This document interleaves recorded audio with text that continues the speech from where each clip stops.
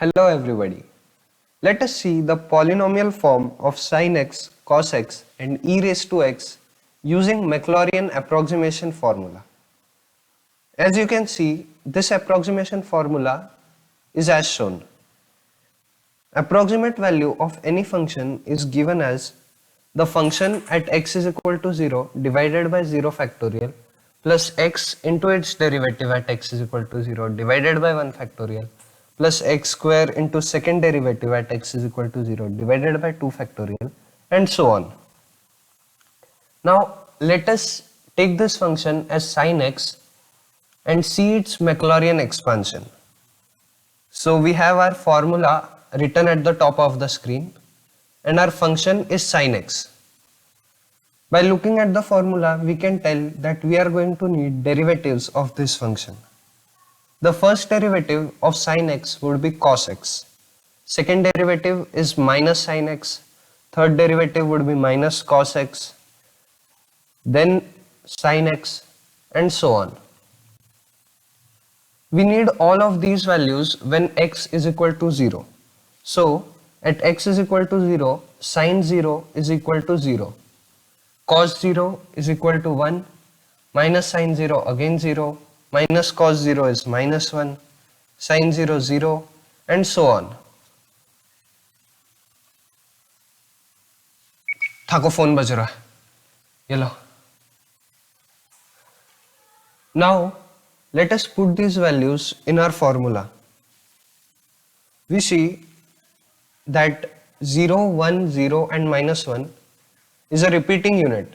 That means as many number of times we take the derivative and put x is equal to 0, we are going to see this pattern throughout.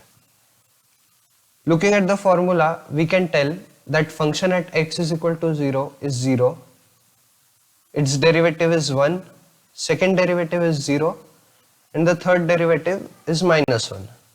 So let us plug these values in it. We get 0 divided by 0 factorial plus 1 into x by 1 factorial plus 0 into x square by 2 factorial minus 1 into x cube by 3 factorial and so on.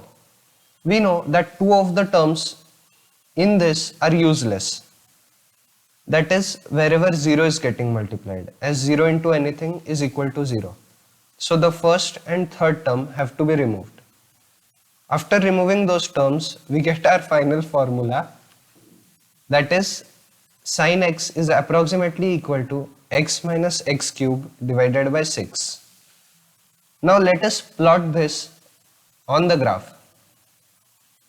The black line represents the sine wave and the red line is the formula that we derived just now. As you can see, for the short interval from minus 1 to 1, this graph is congruent. If we increase the number of terms in our Maclaurin expansion, we get even closer graphs. Increasing it furthermore, we get almost congruent graphs for this limit. Now let us see the same expansion when our function is cos x. We have our formula on top and the function is cos x. Its first derivative is minus sin x, second derivative is minus cos x, third derivative again sin x and so on. We need to find their values when x is equal to 0. So at x is equal to 0, cos 0 is equal to 1, minus sin 0 is equal to 0, minus cos 0 is minus 1, sin 0 again 0 and so on. Now let us look at the formula and plug these values. We also see that 1, 0, minus 1 and 0 is a repeating unit. As many number of times we take the derivative of cos x and put x is equal to 0, we are just going to see 1, 0, minus 1, 0, 1, 0, minus 1, 0 to be repeated as a pattern. According to the formula, we know that function at x is equal to 0 is 1, its derivative is 0, its second derivative is minus 1 and the third derivative is again 0. Putting these values in the formula, we get 1 divided by 0 factorial plus 0 into x divided by 1 factorial minus 1 into x square by 2 factorial plus 0 into x cube by 3 factorial and so on. Again, two of the terms are useless that are being multiplied by 0. So let us remove the second and fourth term. So we get our final formula as cos x is approximately equal to 1 minus x square by 6.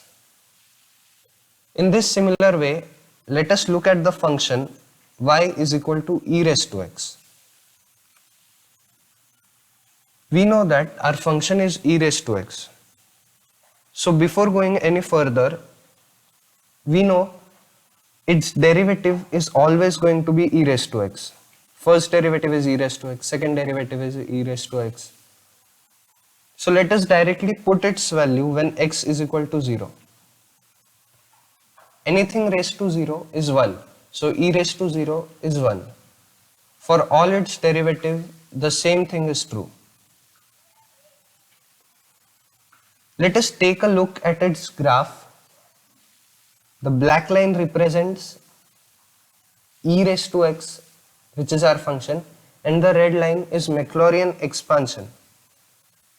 As you can see, when the terms are increased, the red graph tries to magically grab our function, that is e raised to x. So this is it for this video. Thank you.